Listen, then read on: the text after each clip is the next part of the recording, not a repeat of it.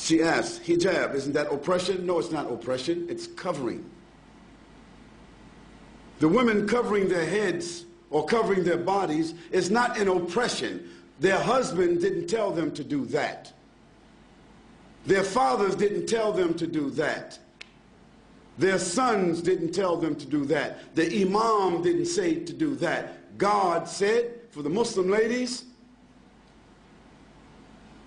draw your clothing across your bosoms and do not allow your natural ornaments to be shown except to those within your family circle. What are the natural ornaments of women, in case you don't know what they are?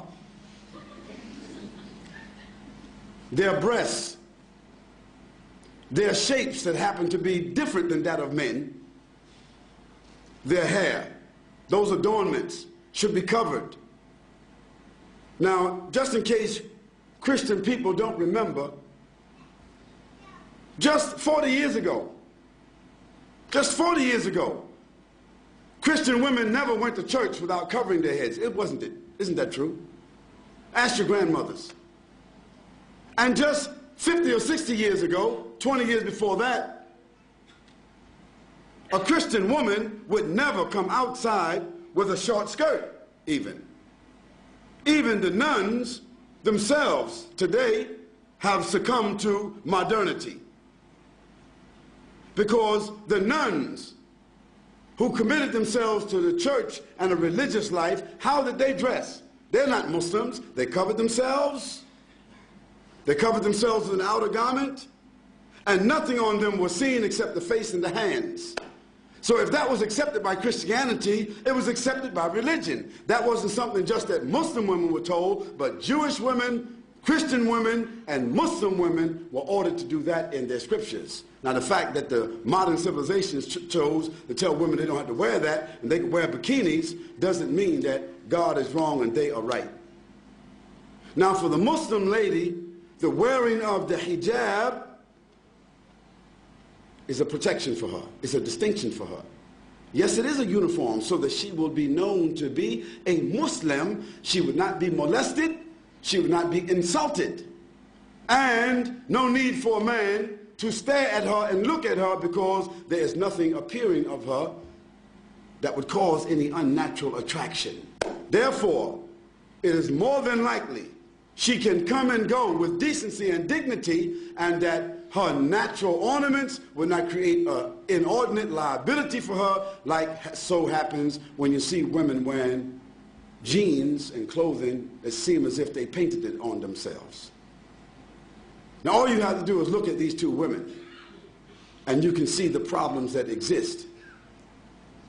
Now, of course, it doesn't mean that every woman that doesn't cover herself completely, it doesn't mean that she's immoral. It doesn't mean that. But the Quran gives to the Muslim women what we consider to be an ounce of prevention is worth what? What is it called? An ounce of prevention is worth what? A pound of cure. So just like any one of you, if I asked you, what's your PIN number? You wouldn't tell me. If I came to visit you in your house, you wouldn't have your certificates of deposit in front of me. You wouldn't have your jewels in front of me. You wouldn't have your stack of money or your savings in front of me, distributed just because I'm a friend and everything should be transparent. No, you have those valuables in a place that is safe.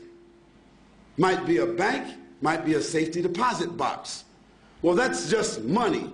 That's just tangible things. So don't blame us and don't blame God if he tells us that our mothers and our wives and our daughters, that they should be covered and in a safe place. The person asked about segregation. Why do Muslim women, why are they segregated? They're not segregated. They're not segregated. They're separated. There's a difference between segregation and separation. For instance, outside here, you have toilets that say male, female, don't you? Don't you? Why? Why shouldn't there just be a toilet?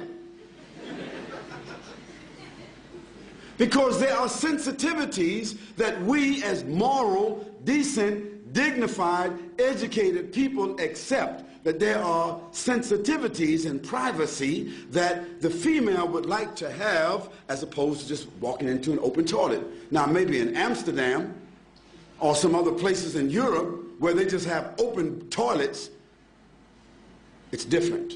But in most cases in the world, in most places in the world, they select to have a male and a female toilet. Why? Because there's the inherent inclination of human beings to provide sensitivity for women and sensitivity for men.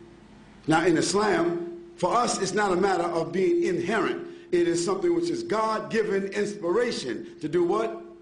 To separate the sexes. That means the genders. Doesn't mean absolute separation, like we can't see each other, we can't talk to each other, but generally, my wife just doesn't, I don't go to another man's house and I just sit down with his wife and dance with his wife, and he sit down and dance with my wife, and this is a matter of friendship. Bob, just drop over anytime you like. Okay? We don't do that. No, I come to visit Bob or Abdullah. Abdullah's wife comes to visit my wife. I don't socialize with his wife, and he doesn't socialize with my wife. Although there may be occasions where we eat together, our families socialize together, but generally, after boys and girls reach the age of 7, the Prophet said, even if they're brothers and sisters, separate them from the bed.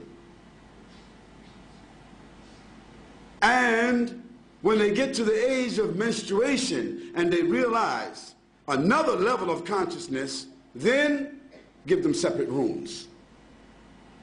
What to do what? To preserve and protect them from tendencies that human beings have, tendencies that has manifested itself in civilizations where they don't do that protection.